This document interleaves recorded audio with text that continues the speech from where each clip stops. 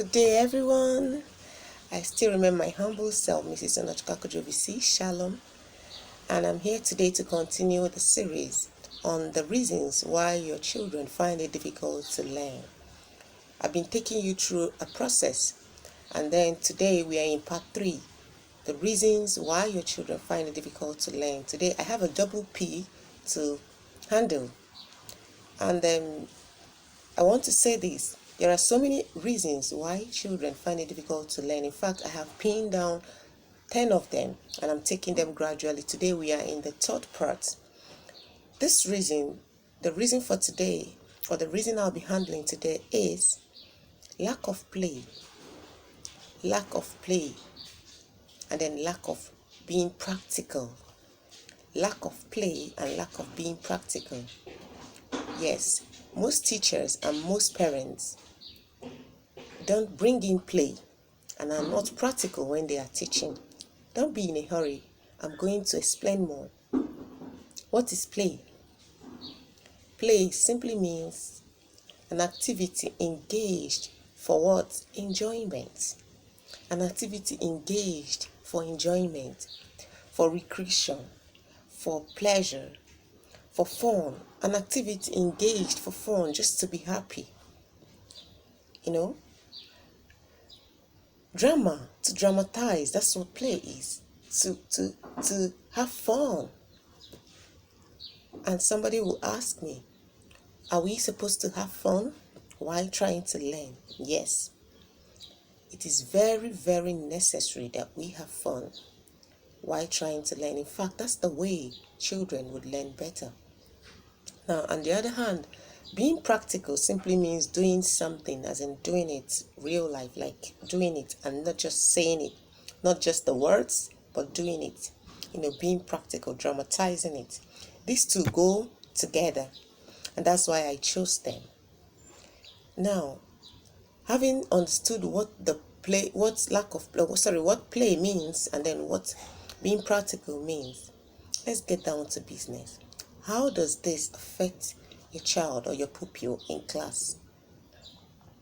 See, if you must be able to teach a child effectively, you must behave like a child. You must be a child. Let me repeat myself. If you must be able to teach a child effectively, you must behave like a child. You must assume yourself to be a child. You must do like them. You must behave the way they behave. Yes. When you do this, you carry them along. Children are scared of seeing you as that big and mighty person trying to impart knowledge to them. They learn better, they learn faster when you come down to their level. I don't mean you should insult yourself or you should belittle yourself. That's not what I mean. I mean you should behave as if you're a child. That doesn't make you a child. Now, when you come down to their level, they are relaxed.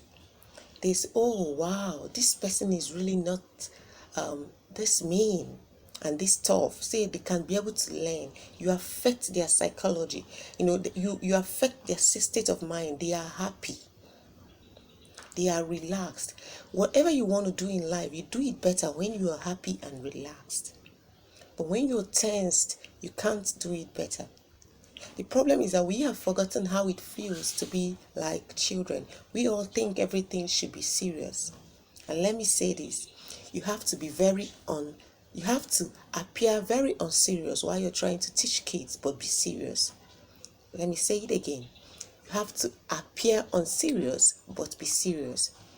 When you appear unserious, please don't be unserious. Be serious. You have a target, you have what you want to achieve. Because if you appear unserious and at the same time you are not serious, kids, pupils, they know how to help you while away time. They know how to help you waste your time. They know how to frustrate you, that you guys will just play and play, and then at the end of the day, you will not achieve what you want to achieve. You have to be disciplined here. I said, and I repeat myself, you have to appear unserious, but be serious. appear that you're not serious. Let it be like a joke. They don't understand what you're trying to do. Only you understand what you're trying to do. You appear like you're not serious. You appear like you don't know what you're doing. You appear like you want to play with them. You appear like it's just play. But at the end of the day, you have a target. You have what you want to achieve. Relax, I'm going to be very practical with time. Let me just make you understand what I am talking about when it has to do with play. You need to... Okay, let me give you an example. Have you ever wondered why kids learn better from their peers? As in, assuming they go outside to play and their peers teach them a particular thing, teach them a particular song or a particular game or whatever, they learn it faster. But the same thing, assuming the teacher does that or the mother does that at home, they find it difficult to learn fast. They might learn with time out of frustration, but they find it difficult to learn fast. Why? Because when they are with their peers, they feel relaxed. They feel, oh, this person is just like me. They feel comfortable. And at that point, informations will get into the brain and stick. Information would get in fast and stick. But when you don't come to their level, when you put yourself as a superior and then you are so serious about everything and then you say, I want to talk about this topic, and then start being serious. You can do that to adults. Even adults won't like that. When you do it to kids, oh, they don't want to stay around you. Oh, they don't want to learn from you. You have to be like a child. You have to behave like a child. You have to just, flow like a child. And then when it has to do with being practical, so many people are not practical when they want to teach. They are always theoretical. They want to talk. And somebody might ask me, there are some things you want to teach, you just have to be theoretical all the time and not practical. See, there's visually nothing you want to teach that you cannot be practical about. Being practical is not that you are not going to say things in words and that you are not going to write things, no. But being practical means you need to dramatize it. You need to make it look real and not like something. Don't make it look so abstract. Make it look real. Find a way. That's why as a teacher you need to be able to have different skills. You need to know how to you need to know how to teach a topic. You need to sit down and plan it. You need to find out how you're going to make your teaching effective. You don't just jump into the classroom and start teaching. You need to think. As a teacher, you need to develop so many skills. As a mother, you need to think. When you become a mother, motherhood requires that you learn so many things. You learn so many skills. You learn with experience. As you grow with your children, you learn the things that work and then things that doesn't work. You don't sit down and then leave everything for the teachers. You don't sit down and then leave everything that way. You have to learn and then relearn also. You need to be very practical. Everything you want to teach has a way, a method. It has a practical way of teaching it and passing that information. Some people will say, for example, I want to teach a topic on social studies. Yes, you can also teach it being practical. Assume you want to teach marriage. You can call them out and then practicalize them. Assume they are husbands and wives, with the right mindset. Sometimes kids, whenever you mention such things, they feel like, oh, this is a bad thing. Let them understand that you're just dramatizing. Make them feel relaxed, that they're just playing a role, You can teach visually everything that way. Let me go down to being practical. Let's say, for example, you want to teach a child in pre-nursery how to count his or her fingers, and maybe the teacher gave him as a homework or her as a homework, and then you want to teach a child, or maybe you just want to teach a child how to count her fingers. You can't just sit the child down and then start counting fingers. Most times they feel it's boring. Let me say this. You don't have to sit a child down always to teach a child.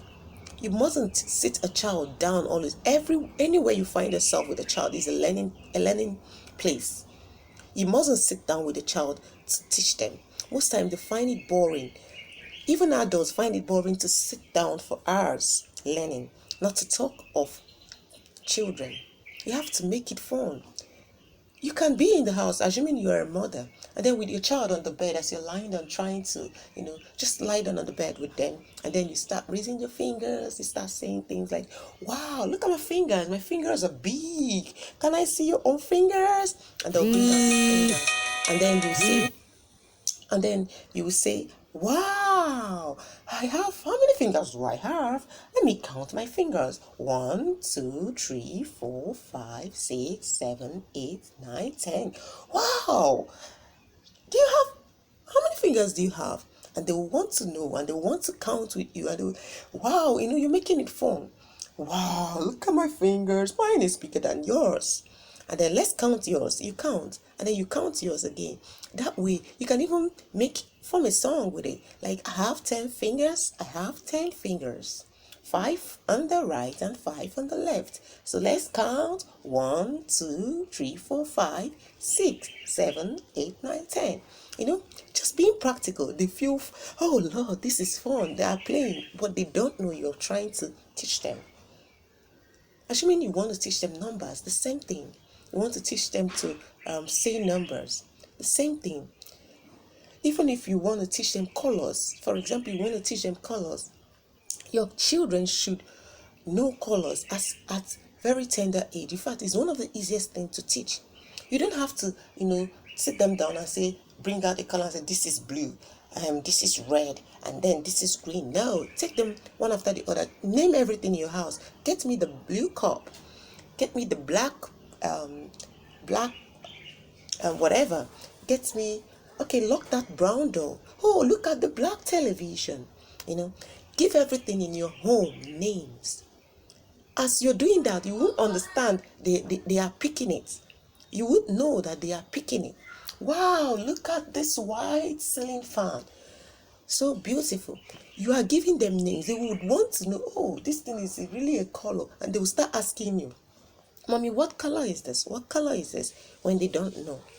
Give everything in your home names when it has to do with colors, and then you can decide to teach them a particular color a day, like red, and then you go around the house and pick everything that has to do with red core, red plate, red days, red brush, everything, and then you bring it together. Let them see different types of things that have the red color. That way you're teaching them. You're not sitting them down. Let them move, let them practicalize, let them have fun with it, let them enjoy themselves. That's what we're trying to do. I hope you get that.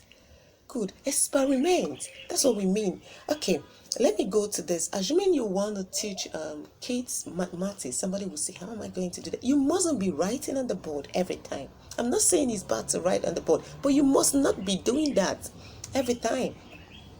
You have to bring them outside. You can bring them outside. Maybe you want to teach something like area or perimeter. You bring them outside, give them tapes. In groups, they hold it. Or even your child at home. You can bring a table out, bring a book out, anything, and measure with your rule or your tape, and then you measure, you get the length, you get the width, and then you tell them you have to multiply the length with the width to get your area, or you have to add the length, add the width, add the length again, add the width again to get your perimeter. Whichever way, make it fun. As they are doing that thing, they are holding those things, you're teaching them outside. It will stick, it will enter.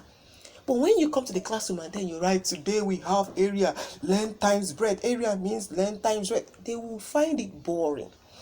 Some of them, it's a simple thing, it's a simple topic, but they will find it boring and it will not stay. Even if they learn it at that moment, it will not stay. And that's why you find most pupils, for example, when you give them classwork to do, when you give them work to do, they will go back to your samples. They want to go back to your samples to see how you do it, because it didn't really stick. But had it been you made it practical, it will continue to ring in their memory. You make it so practical. They will remember how they held the rule, how they held the meters, and then how they did everything themselves, and it will stick. There are so many things. You want to teach PE, physical and health education. You don't have to be in the class and just be saying a lot of things. Come outside, practicalize it. Run with these kids. Personally, I do. I run with my kids. I play games with my kids, even at my age. I carry myself. I play with my kids. I do a lot of things. I play with my pupils. You know why? Because that's the best way to affect their life. That's the best way to teach them. If you see me with my children at home, you will think I am a child. You see me with my pupil in school, you will think I'm a baby. I'm a child. And some people sometimes will like, you are going so low and all that. No, that doesn't mean I'm not disciplined. People that know me know I'm a very disciplined person. It has nothing to do with me. When I'm teaching, I can discipline you. I have my class control. At the same time, I want my class to be fun. Find a way to, bring in all these things. You have to be versatile. Yes. You have to, as a teacher, you have to learn how to have class control. At the same time, you're teaching. Sorry for that. At the same time, you're teaching. At the same time, you are passing knowledge. At the same time, it's being fun. You're making it fun, but you have a class control. That's what we are talking about. That's what we are talking about. You want to teach English the same way. You want to teach little ones how to write letters. Wow, you can go a stroke. Everybody, let's do ours. A stroke. Wow, see my stroke, as big as it is. Another stroke. And then a push. Let's go again. Everybody, let's go. A stroke. Another stroke. And the push. It's fun. They want to be in your class. They want to come. They want to enjoy your class. Kids understand when you are relaxed with them. Don't always be serious. No, they don't want that. They would hate school. They would hate being around you. They would hate you as a mother. You mustn't be teaching your child and you're always serious. Make it fun. See, children, the word children simply means, you know what it means, little ones. And what do we know little ones for? Fun, play, majorly. That's what we know them for. No child, they hate learning. No child likes to sit down and read. They see it as a punishment. Okay, let me not say no child. Most kids, they don't like sitting down to read. But ask them to go and play. They can play and forget to eat. You will be trying to call them back. They won't even want to come back because they are enjoying it. The same way you can make your learning fun and they would not want the class to end. They would not want what you're doing with them to end. You're passing a message. Most times, I don't really sit down, most times, except it's something that needs me to sit down and I show him one or two things. I don't sit down to teach my boy and my boys, because there are two now. I can be in the car and then we'll be talking. I see anything. Let me give you an example. I was going on the road and we were traveling, we were going somewhere, and then we saw a car, I had an accident, and then I started teaching him with that. He said, what happened there? I said, they didn't really plan for it. Something they didn't plan and it just happened. I say, even in the house, you might be running and you didn't plan to fall. Do you plan to fall? He said, no. And then you fall. You might be running and then you hit your head somewhere. Did you plan to do that? He said, no. And I say, you fall. That's an accident. Something you didn't plan for. And then it happens. It's an accident. And he said, wow. So anytime something happens around him, he will say, Mommy, see, I just had an accident. I said, yes. I have taught him. I did not sit down. I did not give him notes. I don't believe in too many notes. It doesn't work. It doesn't pay. I'm not saying you shouldn't give notes. But man, see, it's better that you don't have notes and then you know it here than you have notes and then you don't know it. See, if you practicalize, you won't even have need to go back to your notes. It's when you don't do a lot of practicals and then when you don't make it playful, that's when they need to go back to their notes. I know what I'm saying. Notes, when we put down things, it reminds them in case we forget. That's okay. That's very fine. But when you do your work very well, most times they won't need to go back to their notes because it's already there.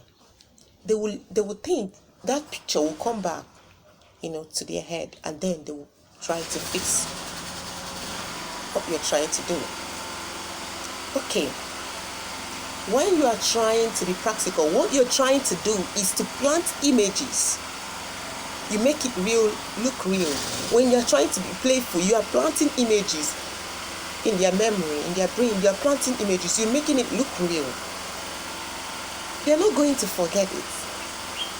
There are so many ways you can be practical and make your teaching fun. You must not just sit down every time and then. I have told people and I have told parents that you can explore a lot of things. You can explore videos. The cartoons your kid watch, you can, explore. Go to the internet, Google, get a lot of things and put them in form of cartoons. They watch them, put them on the tele and they can watch it. Use pictures. Use everything in your home. Make it fun. Dramatize. These kids wants to learn, but each time you keep being serious, they wouldn't learn. People say, it's not good to be very serious every time when you're teaching kids, but how many of us do it? Parents say, you don't need to be very serious every time when you're teaching your child. How many of you do it? How many of you practice what you say? It's not about saying it, it's about practicalizing them, it's about doing them. And that's why I'm doing this series. I'm going to be running, there are a lot of them, some of them you've not heard before, some you have, and I'm going to be throwing light. Please don't miss any series. And remember, after watching this video, do me a favor, don't forget to like, and don't forget to drop your comment and share. If you don't, I will be happy. Please, that's one of the good things, one of the things you will do for me, and I will so much appreciate. Like, comment, and then share it, and don't fail to subscribe to my YouTube channel, please. When you subscribe, if I put up a video, you will get an alert. But if you don't, you might not get an alert. You won't get an alert unless I have to send this personally to you.